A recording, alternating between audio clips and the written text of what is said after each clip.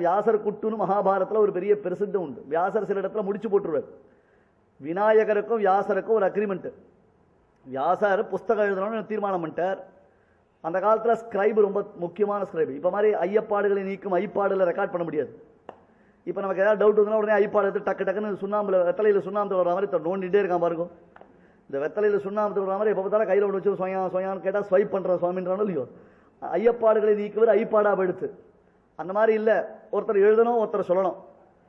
விநாயகரை கூப்பிட்டார், ஓகேன்னார், ப்ரொசீட் பண்ணுறேன்டார். சொன்னார் வேற வியாசர், நிறுத்தாமல் எழுதணும். சொல்லச்சே விஷயத்தை புரிஞ்சுண்டு எழுதணும். ஆன்னு கேட்கக்கூடாது. விநாயகர் சொன்னார், நான் நிறுத்தாமல் எழுதுறது இருக்கட்டும், நீர் முதல்ல நிறுத்தாமல் சொல்லுன்னு. அவ்வளவு ஸ்பீடாக நிரர்கலமாக கட்ட கட்ட கடன்னு சொல்லணும். நான் ஸ்டாப்பாக எழுதுறேன். பார்த்தார் வியாசர், ஓ நல்ல டீலிங் இது.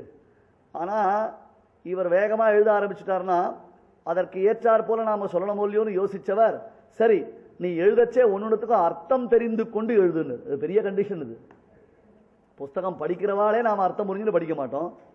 இதில் எழுதுறவர் அர்த்தம் புரிந்து கொண்டு எழுதணும்னார். ஓகேன்ட்டார் விநாயகர், நல்ல ஐடியா, இந்த டீலிங் எனக்கு ஓகேன்ட்டார். ஸோ விநாயகர் அர்த்தம் புரிந்து கொண்டு படிக்க வேண்டும், வியாசர் சொல்லிக்கொண்டே இருக்க வேண்டும். அப்போ என்ன பண்ணுவார் வியாசர், நடுவில் ஒரு கூகுளி போடுவார், டக்குன்னு ஒரு பால் மாற்றி போட்டுருவார். அதை விநாயகர் அதை அட்டெம்ப்ட் பண்ணுறதுக்குள்ள வியாசர் 1000 ஸ்லோகம் கம்போஸ் பண்ணுவார். என்ன, திடீர்னு வரக்கூடிய ஸ்லோகத்தில் நடுவில் எங்கேயாவது ஒரு முடிச்சு போட்டு வச்சிருவார். அதுக்கு தான் வியாசர் கொட்டுன்னு பேர். ஒரு உதாரணத்துக்கு ஸ்லோகம் சொல்கிறேன். கங்கா ஜலம் கேசவனாரி கேதுஹு அப்படின்னு ஒரு ஸ்லோகம். கங்கா ஜலம் கேசவனாரி கேதுஹு அப்படின்னு சொல்லிட்டார் ஸ்லோகத்தை. விநாயகர் வைதிகர், இல்லைனா பேனா வாயில போட்டு கடிச்சுட்டு இருப்பார். அப்போதான் டீப் திங்கிங்ல இருக்கிறதா அர்த்தம் இல்லையோ. நம்மனா பேனாவை எவ்வளோக்குள்ள எச்ச பண்ணுறோமோ அவ்வளோக்குள்ள நமக்கு டீப் திங்கிங்னு அர்த்தம். விநாயகர் ஆச்சாரம் அவருக்கெல்லாம், அதனால எச்செல்லாம் பண்ண மாட்டார். என்னடா ஸ்லோகத்தை இப்படி சொல்லிட்டாரு, கங்காஜலம் கேசவன் ஆரிக்கேதுன்னா ஸ்லோகம் புரியலையேன்னு அவரை யோசிக்கிறார். அதுக்குள்ள வியாசர் கம்போஸ் பண்ணிட்டார். கடைசியில விஷயத்தை புரிஞ்சுட்டார் விநாயகர். ஓகே, இது பங்க்சுவேஷன் ப்ராப்ளம். என்ன, அது துரோணருடைய வாக்கியம். துரோணர் சொல்லக்கூடிய வாக்கியம் எந்த இடத்துல, விராட்ட தேசத்துல கோத்கிரகண பர்வா, பசுக்களை கவர்ந்து செல்லக்கூடிய சமயத்தில் அர்ஜுனன் வருகிறான். வந்திருப்பது அர்ஜுனன் தான் என்பதை துரோணர் பீஷ்மரிடத்தில் அறிவிக்கிறார். இதுதான் வாக்கியம். கங்கா ஜலம், தமிழ்ல ஒரு அழகான பழமொழி சொல்லுவா, சுக்குமி லகுதி ஈப்பிலி அப்படின்னு. சம்ஸ்கிருதத்தில் ஒன்று உண்டு, தசராமசரான்னு. தசராமசரானா ஒன்று, தச ராம ஷராக, ராமனுடைய 10 பானங்கள். தசராமசரா ஒன்றமோ இல்லையோ. இப்போ எஸ்எம்எஸ் லாங்குவேஜ் வந்துருக்கு, பங்க்சுவேஷன் கிடையாது, தங்கிலீஷ் தான் எல்லாருக்கும்.